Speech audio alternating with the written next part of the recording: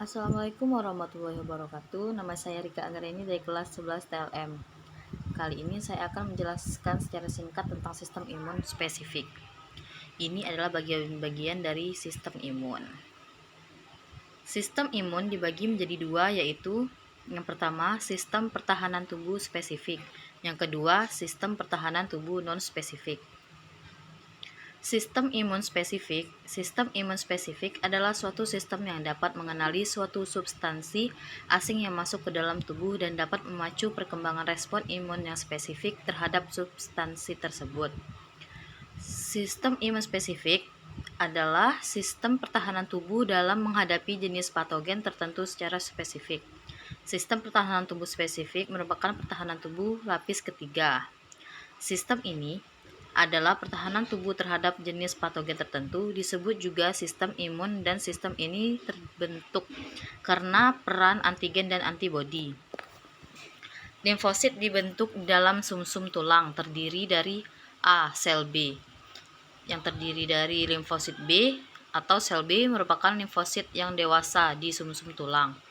Sel B berperan membentuk antibodi atau imunoglobulin merupakan sistem pertahanan tubuh yang bersifat spesifik.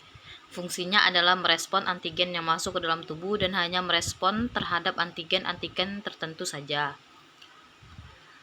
Yang B. Sel T. Limfosit T atau sel T merupakan limfosit yang meninggalkan sumsum tulang dan dewasa di kelenjar timus. Terdapat dua subtipe utama sel T, sel T pembunuh dan sel T pembantu.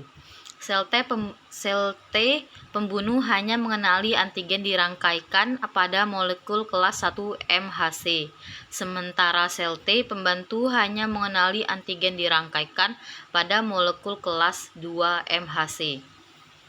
Sistem imun non-spesifik. Sistem imun non-spesifik merupakan sistem pertahanan tubuh yang tidak membedakan jenis patogen apapun, namun dapat mendeteksi kehadiran patogen. Respon spesifik merupakan respon alami untuk melindungi tubuh terhadap antigen. Kekebalan ini ada sejak manusia dilahirkan. Respon ini dapat mendeteksi kehadiran antigen dan melindungi tubuh dari antigen, namun tidak dapat mengenali antigen tersebut. Respon ini terdiri dari dua lapis pertahanan. Yang pertama, pertahanan lapis pertama. Pertahanan ini berada pada lapisan permukaan tubuh, antara lain A. Kulit. Kulit menghasilkan minyak dan keringat yang dapat membunuh dan menghambat pertumbuhan bakteri. B. Sekresi. Kelenjar ludah dan kelenjar air mata mengeluarkan lisozim yang dapat menghancurkan bakteri. Lambung memproduksi asam lambung HCl untuk membunuh patogen yang masuk bersama makanan. Yang C. Membran. Dan D. Bakteri alami. E. Rambut, hidung, dan silia trakea. Yang kedua, pertahanan lapis kedua. Jika antigen dapat menembus pertahanan lapis pertama, maka pertahanan lapis kedua akan menahan antigen tersebut. Yang termasuk dalam pertahanan lapis kedua, A. Fagosit. Fagosit merupakan sel darah putih pemakan patogen. Leukosit yang termasuk fagosit. Neutrofil, eosinofil, dan makrofag atau monosit yang membesar. B. Sel natural killer. Sel ini mampu mengenali perubahan pada permukaan sel yang terinfeksi virus atau kanker. Sel natural killer akan mengikat dan melisis sel tersebut. C. Protein antivirus atau interferon. Sel yang terinfeksi virus akan mengeluarkan interferon. Fungsi interferon: 1. Menghambat replikasi virus. 2. Mengaktifkan sel natural killer. 3. Menginduksi ketahanan terhadap virus pada sel yang tidak terinfeksi. D.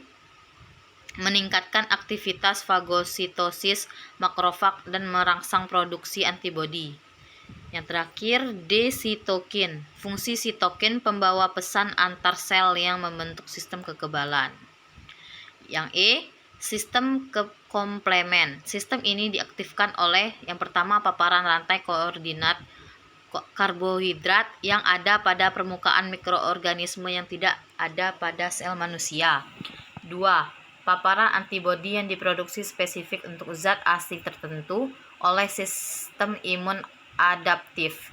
Yang ketiga, bekerja sebagai komplemen dari kerja antibodi. 4. Saat protein komplemen aktif, protein ini memicu fagosit untuk lebih aktif dan menuju daerah infeksi. F.